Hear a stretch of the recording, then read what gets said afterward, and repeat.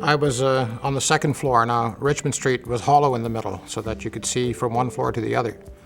And I happened to look down to the front door and noticed suddenly that a bunch of very large men were coming through the front door. At first I thought they were bikers, and then it dawned on me almost immediately that they were cops. I decided that rather than run down to see what they wanted, that I would go and warn everyone on the second floor that we were being raided. And they grabbed me on the stairwell and took me downstairs into one of 3 holding areas, which was down where we had our pool table across from the swimming pool. There we were kept, about 40 of us. There were 156 people in the bath in total. It was a Thursday night, a little after 11. And they were having some difficulty deciding what we were charged with. I made them read the charges, and we waited as the noise began.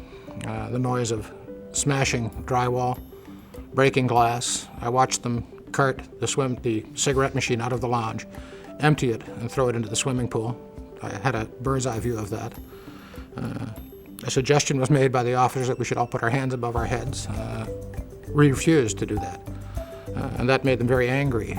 They came in with sledgehammers, crowbars. These other men just pushed us aside, and they proceeded with cutters to start ripping the lockers apart. What I remember most about it is the noise. The noise was hellish. It never stopped. It was a continual grinding of metal, smashing of glass. And we heard glass being broken. It was a very terrifying feeling, because it comes all suddenly, like a blitzkrieg. And coming from a family that went through the Holocaust in Europe, come from a Jewish family, I was very aware of this imagery that I was facing that night, and it just seemed too reminiscent for me. It was that night that I realized what my parents must have been going through when they had to stand naked in a concentration camp.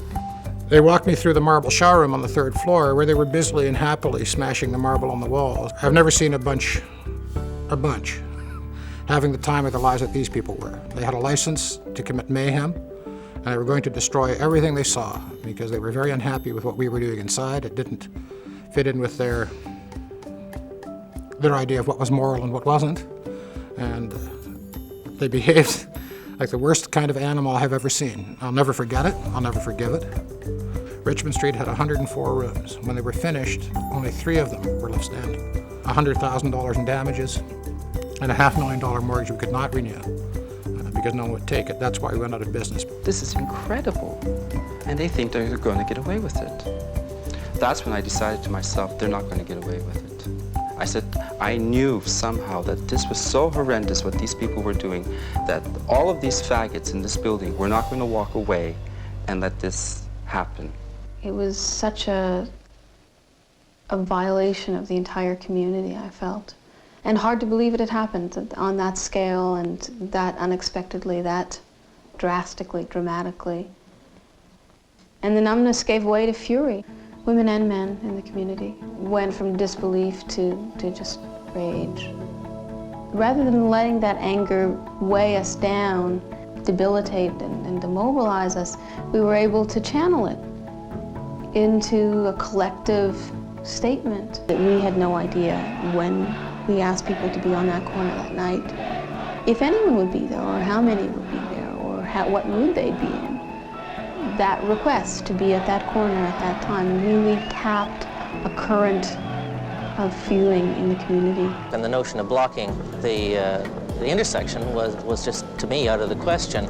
So I was absolutely amazed when I went over at 11:45 on Friday night and saw the intersection was already blocked. And what they call a riot was more a release of frustration and anger built up for a decade. That finally, almost 4,000 or 5,000 faggots.